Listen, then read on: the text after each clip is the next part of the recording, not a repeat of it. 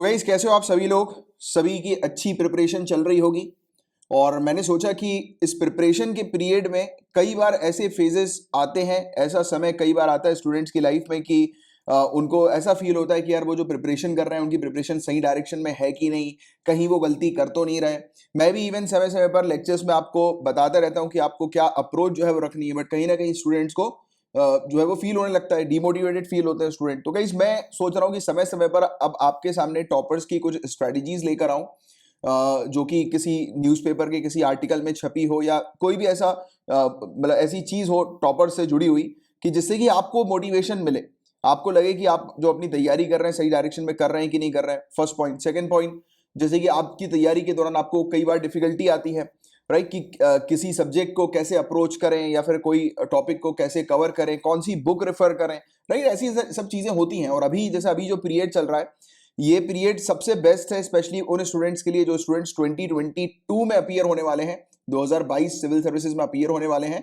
और सबसे best time है उन स्टूडेंट्स के लिए भी जो स्टूडेंट्स अभी 2021 में एग्जाम लिखने वाले हैं, राइट। तो अभी से अपनी प्रिपरेशन को बहुत तगड़ी कर लो। और मैं अभी आपको आर्टिकल बताने जा रहा हूं कि सृष्टि जयंत देशमुख जो हैं, ये आईएएस ऑफिसर हैं। आपने पढ़ा भी होगा इनके बारे में, इनका इंटरव्यू वगैरह भी देखा होगा आपने, राइट। यूपीएससी सिविल सर्विसेज 2018 में ऑल इंडिया रैंक 5 इन्होंने हासिल करी थी, राइट। तो इन्हीं के आर्टिकल के बारे में हम लोग बात करेंगे। भोपाल से ये बिलोंग करती हैं, इन्होंने अपनी एजुकेशन कंप्लीट करी है भोपाल में, और एलएनसीटी भोपाल में इनके द्वारा केमिकल इंजीनियरिंग की गई थी, इन्होंने केमिकल इंजीनियरिंग करी थी, ठीक है। तो इनके बारे में थोड़ी सी हम लोग बात करने जा रहे हैं कि in this article Srishti shares with us the online resources she replied on and her book list. तो जो उनकी स्ट्रैटेजी थी उसके बारे में थोड़ा सा इन्होंने बताया, और क्या बुक लिस्ट इन्होंने फॉलो करी है उसके बारे में इन्होंने बताया। तो general tips for prelims, prelims के लिए जनरल टिप सबसे पहली तो ये है कि आइडेंटिफाई योर हैबिट्स। आप अपनी हैबिट्स को आइडेंटिफाई करो। Be mindful of how much time you spend on various activities each day.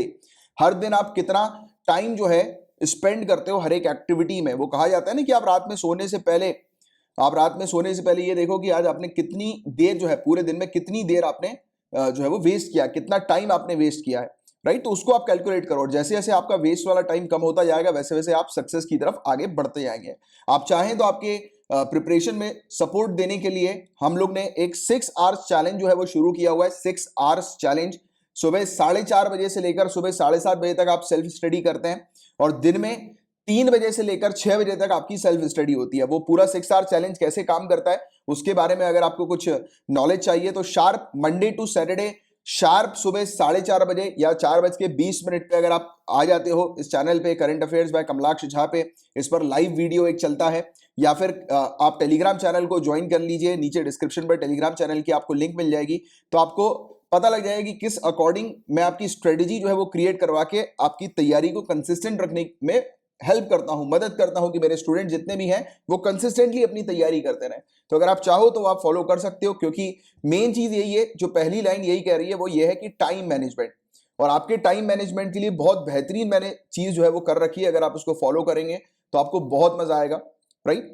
और देखो, क्योंकि बात यही है कि टाइम को मैनेज करना बहुत जरूरी है। अभी से आप ये हैबिट डालिए, ये चेक करने की कि आप पूरे दिन में कितने मिनट्स, कितने घंटे जो है वो वेस्ट करते हैं, राइट। तो उसको कैलकुलेट करिए। तो सृष्टि says that she used a mobile app to track how much time she was spending on various activities through the day। तो इनके पास एक मोबाइल एप्लीकेशन था जिसके थ्रू ये ट्रैक करती थी कि पूरे दिन में ये कौन सी एक्टिविटीज में कितना टाइम अपना लगा रही हैं, इन्वेस्ट कर रही हैं या फिर वेस्ट हो रहा है, राइट। तो इन्वेस्ट हो रहा है टाइम तो बहुत अच्छी बात है, वेस्ट हो रहा है तो उसको कम करने की कोशिश की जाती है। This helped identify the points that needed to be changed. तो मतलब इस एप्लीकेशन या इस प्रैक्टिस के थ्रू इन्होंने आइडेंटिफाई कर लिया कि क्या क्या चीजें इनको चेंज करनी है, और उस पे उन्होंने काम करना शुरू कर दिया। She also says that it will help aspirants make a schedule and follow the same to maximise their time. तो ये हेल्प करेगा आपका शेड्यूल बनाने में और आपके टाइम मैनेजमेंट में काफी मदद करने वाला है। Do not over exert your self. अपने आप को ओवर एक्सर्ट मत करो, राइट। अपने ब्रेन को या फिर फिजिकली या मेंटली अपने आप को थकाओ मत, टायर मत करो। यानी कि कई बार ऐसा होता है कि स्टूडेंट टारगेट इतना बड़ा कर लेते हैं, राइट, कि पूरे दिन में हम तो 10-10 घंटे पढ़ाई करेंगे, और आदत 4 घंटे भी पढ़ाई करने की नहीं है, तो एकदम से 10 घंटे का टारगेट बनाओगे, मैं ये नहीं कहता कंप्लीट नहीं कर पाओगे, 3 दिन 4 दिन तक कंप्लीट करोगे, 5वें दिन सो जाओगे, 5वें दिन से वो टारगेट अचीव नहीं होगा। तो इसलिए 6 आवर्स का जो चैलेंज है आपका वो अगर आप ज्वाइन करेंगे तो बहुत फ्री इनिशिएटिव है, वो आप ज्वाइन करिए, बहुत मजा आएगा उसमें आपको। काफी सारे स्टूडेंट्स को उससे मदद मिल रही है। डेली मेरे रेगुलर स्टूडेंट जो है वो उसको रेगुलरली फॉलो कर रहे हैं जब से ये इनिशिएटिव शुरू हुआ है, और उनमें चेंजेस भी उन्होंने फील करना शुरू कर दिया है। तो यही बहुत इंपॉर्टेंट चीज होती है तैयारी के दौरान। Doing so will reduce the time you can allot to study, यानी कि अपनी फिजिकल और मेंटल एक्टिविटीज इतनी ज्यादा इधर उधर की चीजों में भी मत इन्वेस्ट करो कि जिससे कि आप स्टडी करने के लिए आपका माइंड जो है वो थक जाए, right. An exhausted body and mind will only lead to a very low productivity, right. कि एग्जॉस्टेड माइंड और बॉडी जो होती है तो वो लो प्रोडक्टिविटी में रिजल्ट करती है। While it is important to find avenues to relax and engage your mind and body, find activities that do not leave you washed out। तो ऐसी एक्टिविटी करो कि जिसमें आप थको नहीं ज्यादा, या फिर अगर आप दूसरी एक्टिविटी भी करो, जैसे कि कई बार होता है कि स्टूडेंट जो है वो जिम वगैरह जाते हैं, तो आप जिम जाओ तो एकदम अपनी बॉडी को पूरी तरह से वो मत कर लो कि ड्रेन आउट मत कर दो, क्योंकि बॉडी एक बार ड्रेन आउट होगी, थक वगैरह जाओगे तो फिर बाद में जाकर, क्योंकि देखो जिम वगैरह जो स्टूडेंट्स करते हैं जो बॉडी बिल्डिंग में इन्वॉल्व रहते हैं, तो आपको पता होगा बहुत अच्छे से कि आप सोना भी बहुत जरूरी होता है, राइट, मसल बिल्डिंग के लिए। तो फिर उसमें क्या रहेगा कि आपकी बॉडी थककर सोएगी, मसल बिल्डिंग करेगी, बट यहाँ पर पढ़ाई में फिर आपको तकलीफ होना शुरू हो जाएगी। तो यहाँ पर ऐसा नहीं करना है, सिर्फ एक्सरसाइज उतनी करो जितनी रिक्वायर्ड है, जैसे योगा कर लो, आप सिंपल एक्सरसाइज कर लो, राइट, ये सब चीजें।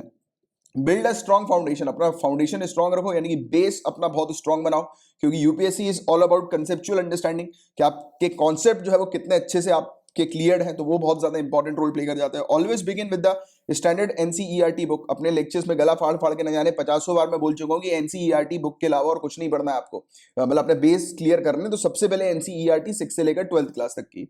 Ensure you have limited but quality resource while preparing. तो अपने रिसोर्सेज को आपको लिमिटेड रखना है और एक्यूरेट रिसोर्स रखना है, कि हाँ यार इतनी बार इतनी बुक्स मुझे पढ़नी है, और उसको मल्टीपल टाइम रिवाइज करना है। हर एक सब्जेक्ट की 2 बुक होनी चाहिए, एक बेसिक मतलब कि एनसीईआरटी और एक कोई एडवांस बुक होनी चाहिए, दैट्स इट।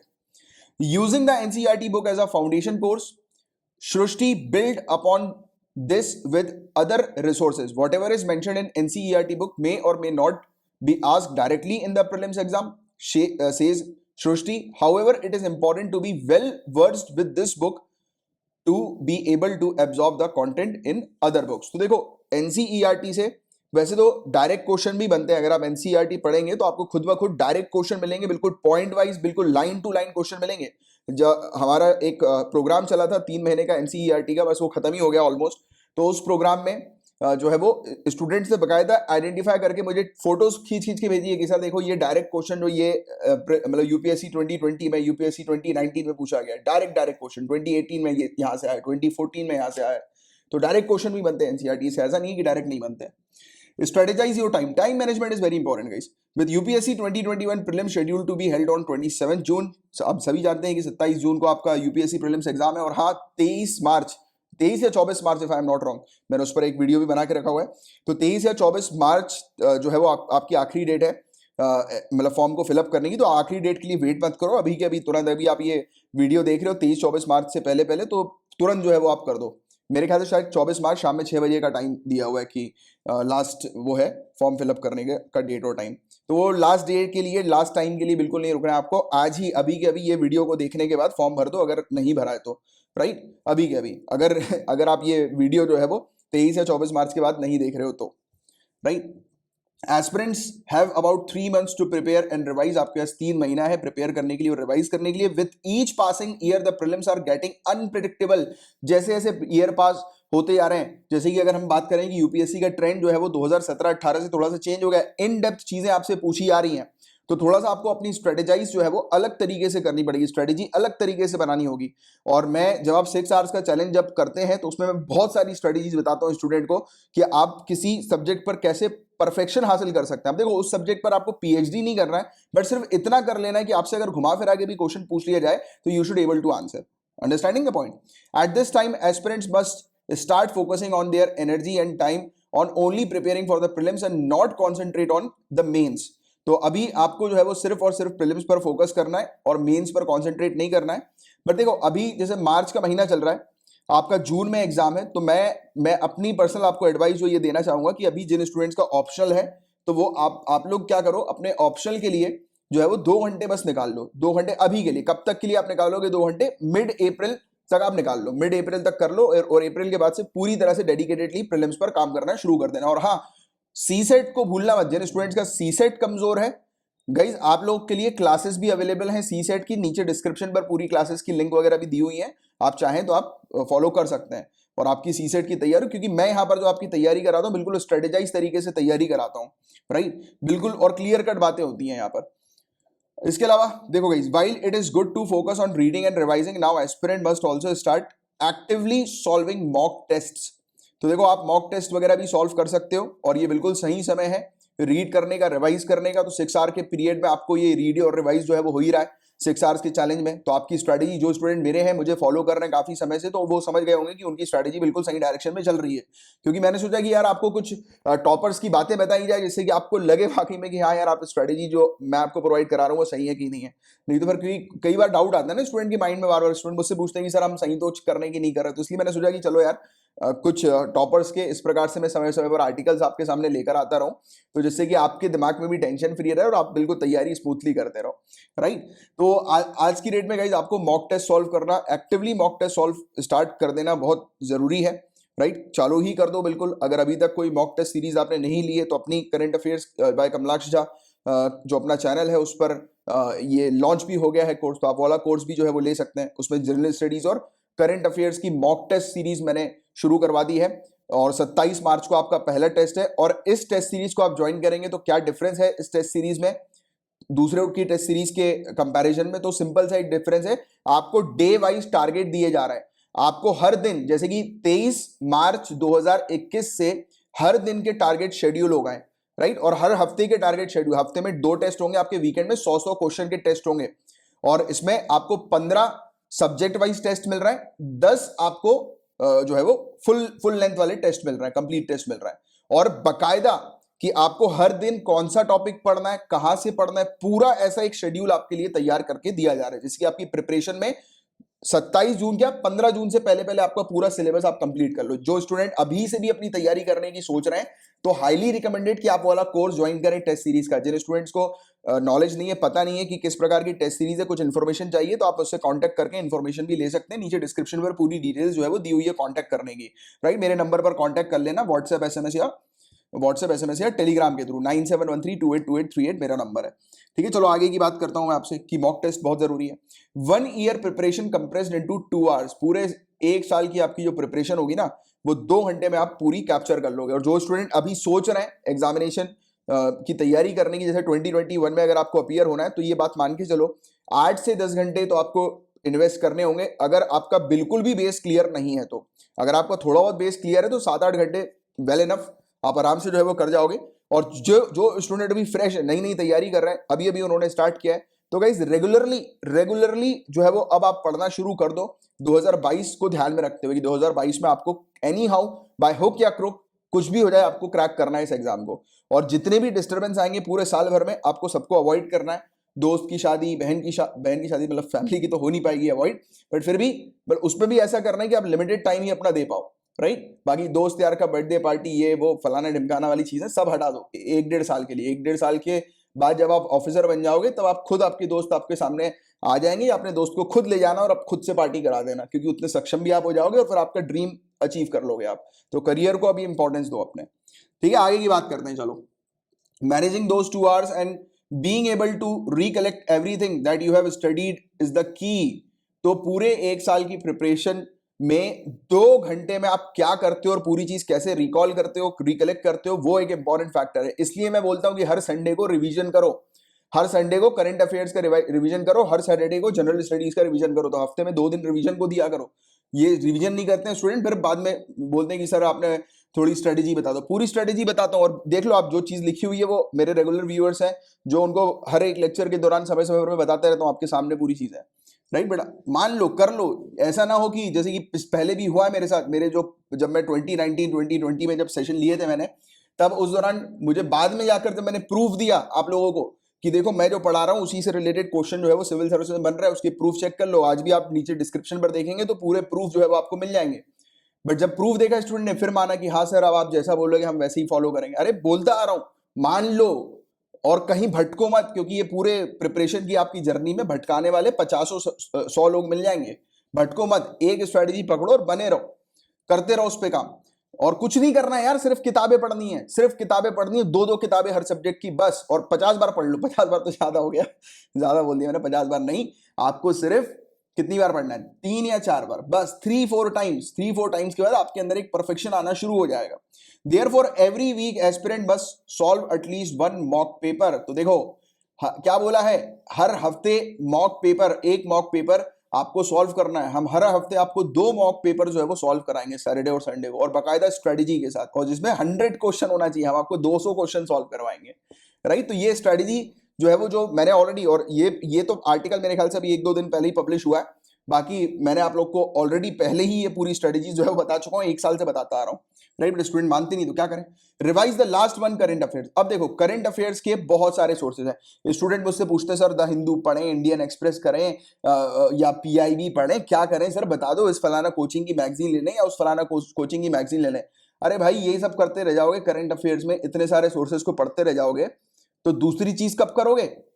मैं आपको जो डेली लेक्चर्स करंट अफेयर्स का प्रोवाइड कराता हूं उसमें पूरी चीज मर्ज रहती है। स्टूडेंट बोलते हैं कि सर हमने ये वाला आर्टिकल द हिंदू में पढ़ा था, आपने वो चीज पढ़ा नहीं। अरे सब पढ़ना नहीं है, कुछ लिमिटेड चीजें पढ़नी है आपको, लिमिटेड चीजें, राइट। और जो चीज मैं आपको प्रोवाइड कराता हूं उसका बाकायदा टंके की चोट पर प्रूफ देता हूं कि देख लो भाई जो मैंने पढ़ा है उसी से रिलेटेड यहां पर क्वेश्चन बनते हैं। क्योंकि जो पूरी चीज मैं डिजाइन करके आपके सामने रखता हूं, जो अंडरस्टैंडिंग आपकी क्रिएट करता हूं, कंसेप्चुअल अंडरस्टैंडिंग बताता हूं कि ये प्रीलिम्स के लिए ये इंपॉर्टेंट है, ये फैक्चुअल इन्फॉर्मेशन है, ये ध्यान में रखना, सिर्फ उतनी चीज करो।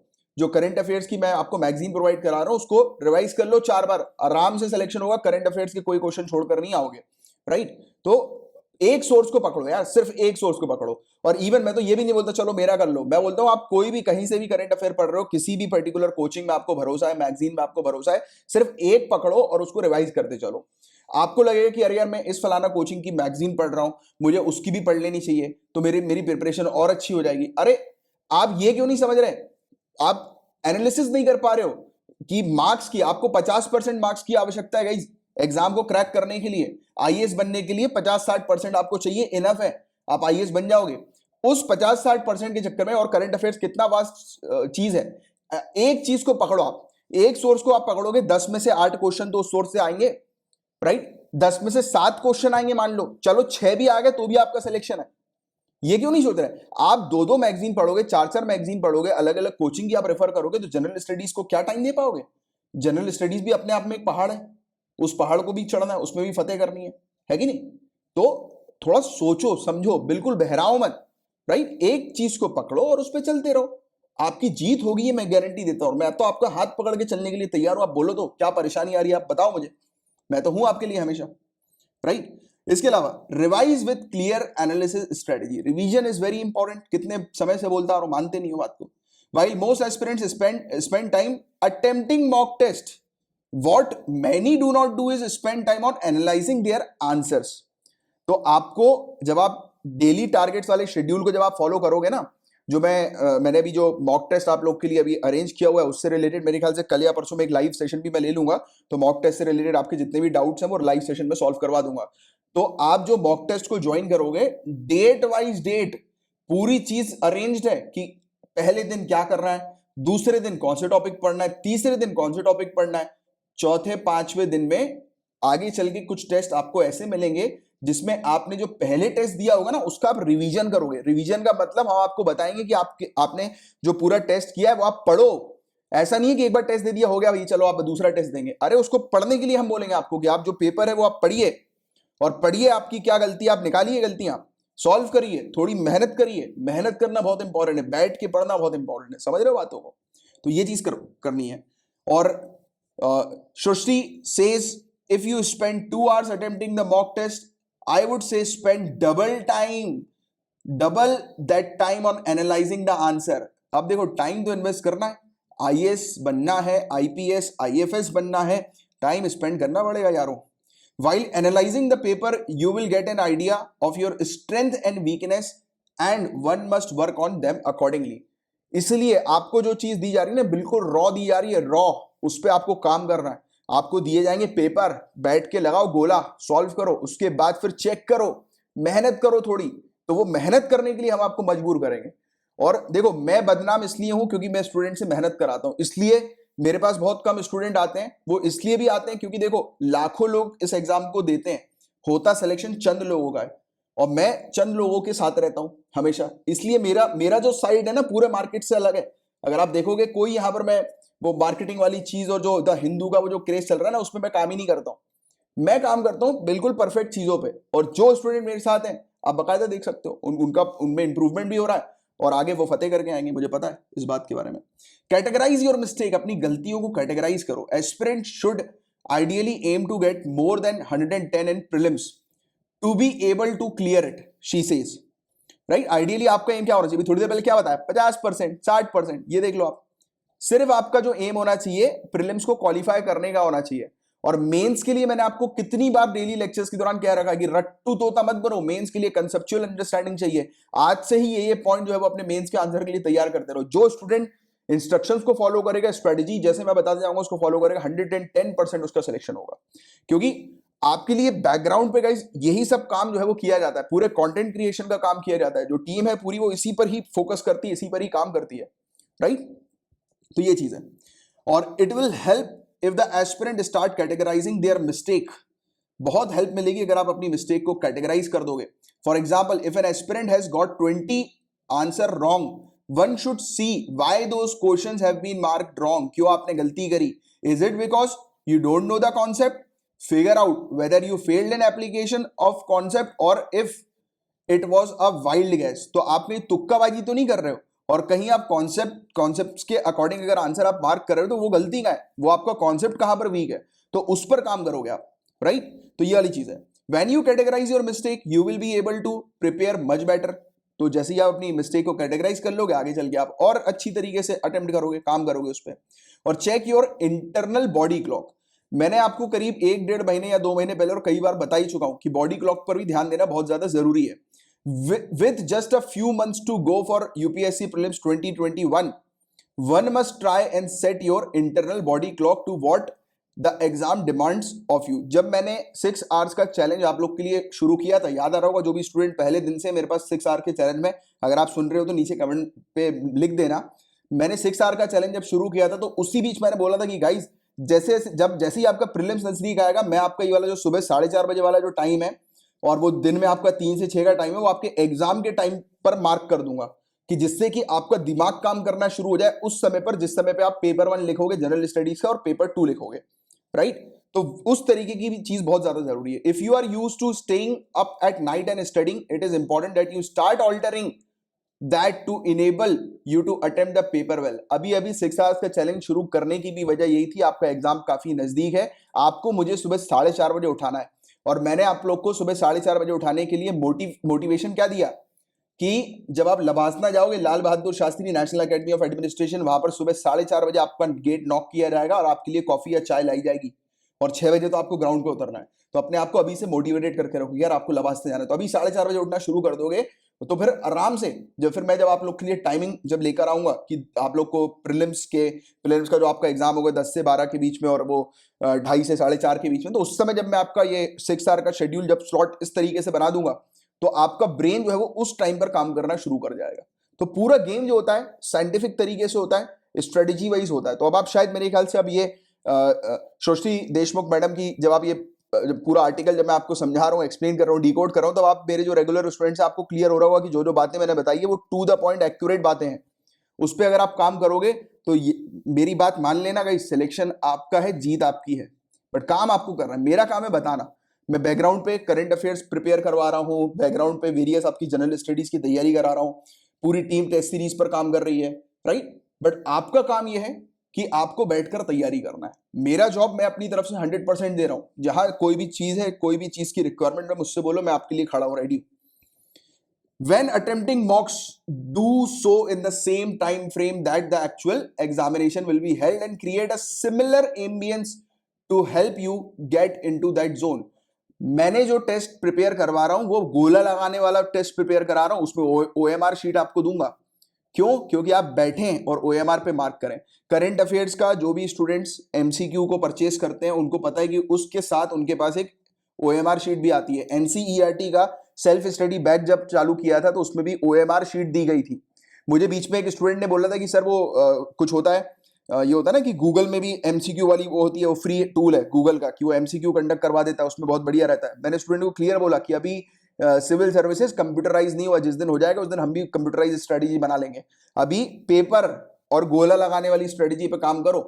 कई बार तो ऐसा होता है कि स्टूडेंट गोला लगाने में उनके खेल लग जाते हैं, इधर उधर गोला लगा देते हैं, बैंड बज जाती है। तो उसकी भी आज से ही अगर तैयारी करोगे तो फायदा मिलेगा कि नहीं मिलेगा। कन्वेंशनल रहो, जिस प्रकार की अप्रोच सिविल सर्विसेज की उसके अकॉर्डिंग काम करो, ठीक है। एडवांस अभी नहीं होना है, जिस दिन यूपीएससी एडवांस हो जाएगा, जिस दिन यूपीएससी कंप्यूटराइज एग्जाम कंडक्ट करेगा, मैं आपको बता दूंगा कि कंप्यूटर पे देना शुरू कर देंगे, हम भी एक जो है वो चालू कर देंगे। होता ही क्या उसमें, तो गूगल से हम लोग को वही निकालना, फ्री में होगा वो भी, उसमें भी कोई ऐसा इतना इन्वेस्टमेंट नहीं लग रहा। और बाकी आप लोग की दुआ से अगर थोड़ी सी बड़ी हो जाएगी अपनी कंपनी तो डेफिनेटली हम लोग भी अपनी वेबसाइट वगैरह लेकर आ जाएंगे, काम करेंगे। बट फायदा होना चाहिए उस चीज में जिससे कि आपका सिलेक्शन हो, सिलेक्शन होगा तो अपना फायदा होगा।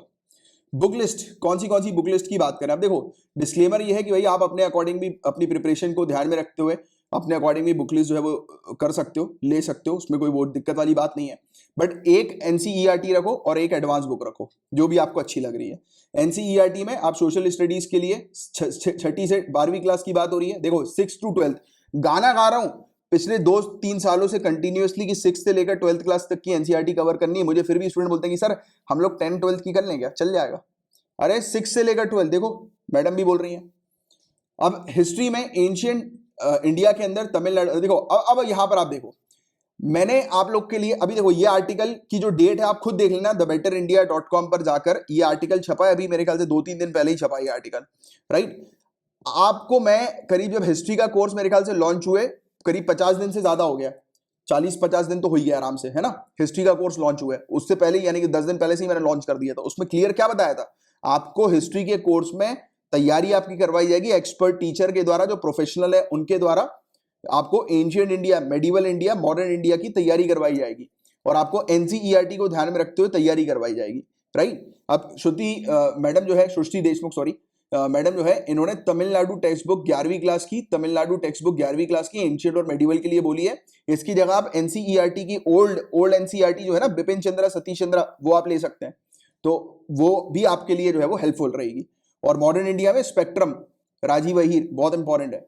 वर्ल्ड हिस्ट्री की यहां पर बात हुई है, तो वर्ल्ड हिस्ट्री भी आप प्रिपेयर जो है वो इस प्रकार से कर सकते हैं। But prelims point of view से अभी मैं आपको बताऊं तो उतना वर्ल्ड हिस्ट्री पे आपको अभी के लिए जोर नहीं डालना है, राइट। बेसिक सा है, जैसे कि आप एनसीईआरटी 8वीं क्लास की भी मेरे ख्याल से, आई एम नॉट रॉन्ग, 8वीं क्लास की एनसीईआरटी भी वर्ल्ड हिस्ट्री वाली है, तो उसको भी आप फॉलो अप कर सकते हैं।